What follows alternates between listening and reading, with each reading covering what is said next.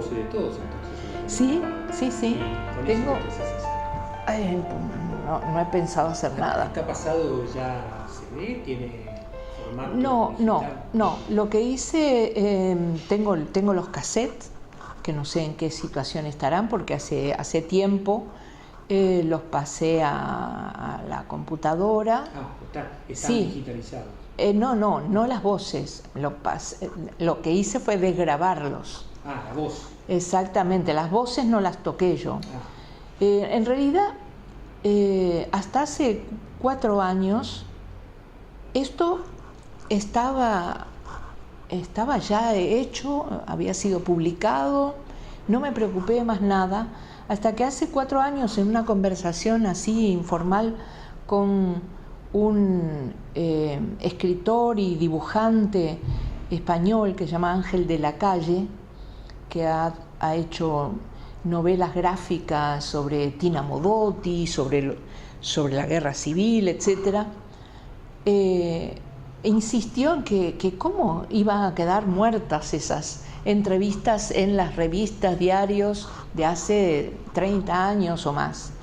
Y él, Ángel de la Calle, es uno de los organizadores de la Semana Negra de Gijón. Yo nunca tuve nada que ver con la literatura negra, no hay escritores negros. Sin embargo, él insistió en que se pudiera hacer. Ellos en la Semana Negra regalan el último día a todos los asistentes un libro hermoso, un libro muy bien editado. Y me insistió para que yo reuniera un montón de entrevistas. Y así lo hice. Es un libro con unos dibujos de un grabador francés muy conocido, que se regaló el último día de Gijón a toda la gente que estuviera allí, y desapareció. Quiero decir, cada uno lo tendrá, o la verdad no sé qué habrá hecho. Pasó ese tiempo y hace 4 años yo ya estaba de vuelta aquí, y la editorial, la editora de Planeta, conoció ese libro y me incitó a que hiciera una nueva selección, y eso es lo que hice. En realidad hice una selección de aquellas entrevistas que me parece que pueden interesar aquí a Uruguay, que no son los mismos exactamente, algunos sí, que aquel libro. Y además hice una especie de introducción a cada entrevista que de alguna manera acortara la distancia temporal. No es lo mismo que Francisco Umbral hable de, yo qué sé, de los sudacas o de otras cosas, o de si se es carroza o no es carroza. Todo eso hay que explicarlo de alguna manera. Y entonces yo hice unas introducciones a cada una de las entrevistas, y de alguna manera modifiqué o agrandé o acorté en función también de lo que en algunos momentos es muy claro, ¿no? Cuando uno hace una entrevista le dicen tantos caracteres y sobran muchas cosas. Cuando uno hace un libro puede introducir eso que no fue editado en su momento en una revista. Entonces hay variaciones, y además agregué algo totalmente inédito, completamente inédito, que es una entrevista no realizada, que en realidad no es una entrevista, es un testimonio sobre Idea Vilariño. Me daba pena, porque yo nunca le pedí hacerle una entrevista, pero la traté con mucha frecuencia durante 10 años. Y obviamente es una personalidad tan especial, la de Idea, que me daba pena que no apareciera junto a su gran amigo Mario Benedetti y a otra gente interesante Entonces hice un testimonio de lo que yo recordaba de aquellas visitas a su casa.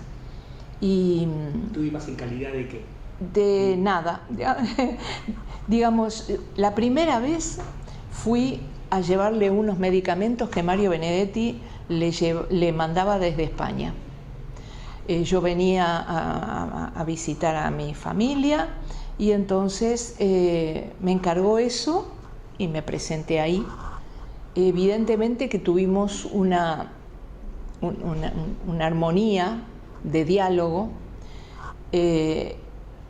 y cada vez que yo primero vine 2 o 3 o 4 veces simplemente de visita, iba un rato a su casa. Y después, en el año 2005, volví como española, como diplomática española, a dirigir el Centro Cultural de España aquí en Montevideo y por lo tanto a vivir aquí.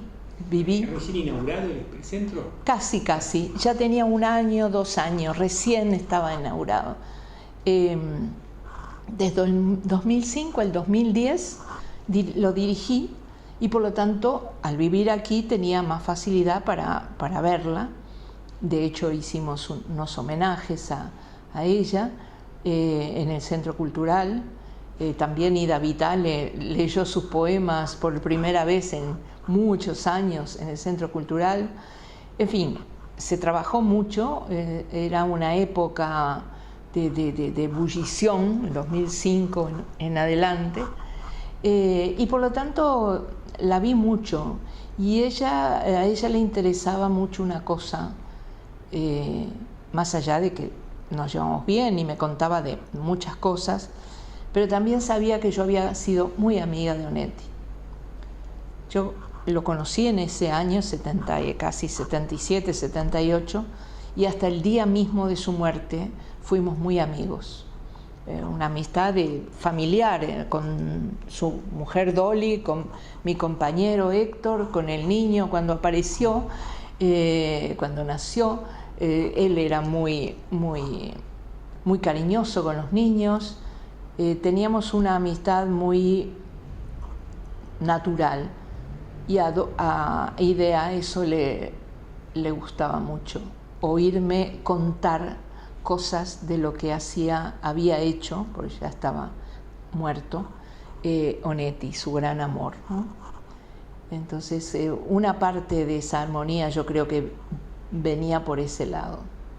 Y eso es lo que refleja esa entrevista no hecha. Exacto, sí. Lo que hablamos de eso, hablamos también de su pasado político, de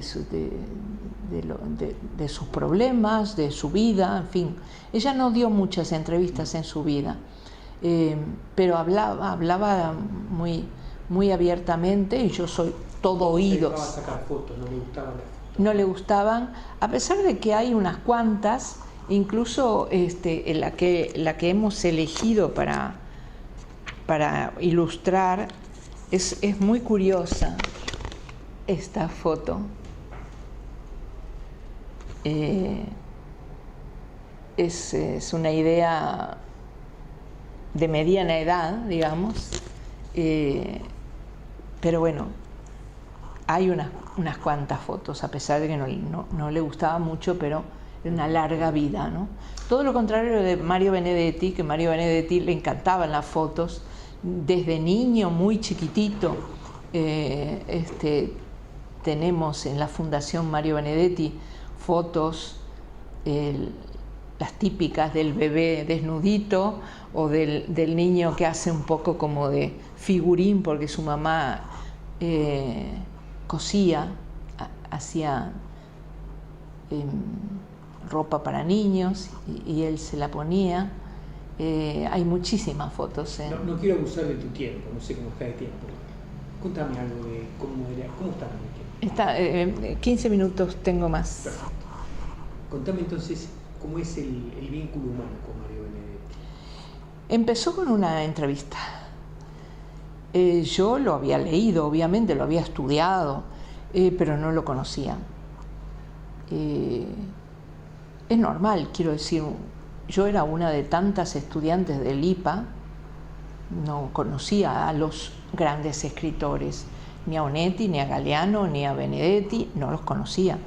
En el exilio pasaban por ahí de un modo o de otro, vivía Galeano en la costa de Barcelona, Benedetti se trasladó por su asma desde Cuba a España, y yo le hice una entrevista y además, dado su compromiso político, estuvimos militando juntos en la lucha contra la dictadura, en las denuncias, en lo que se hacía, en las revistas en las que denunciábamos lo que estaba pasando, etc.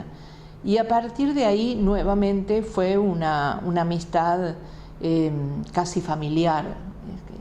Nosotros estábamos solos cuando nace mi hijo.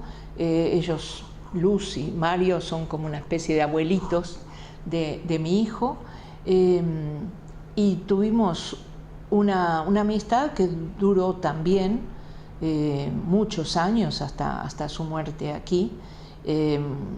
La amistad con Luz, con su sentido del humor, con su cariño.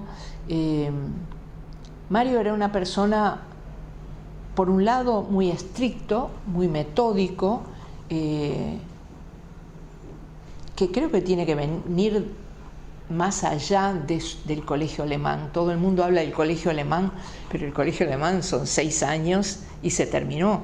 Porque cuando le mandan a hacer el saludo nazi, el padre lo saca, por lo tanto fueron 6 años. Más bien creo yo que tiene que ver justamente con su padre científico, que de alguna manera le metió esa calidad de persona ordenada, que quiere tener muy claras las cosas, muy puntual, etc. Pero al mismo tiempo, además de ser tan metódico y tan ordenado, era muy sencillo, muy humano, y eso lleva a una empatía y a un cariño. Era una persona modesta y cariñosa,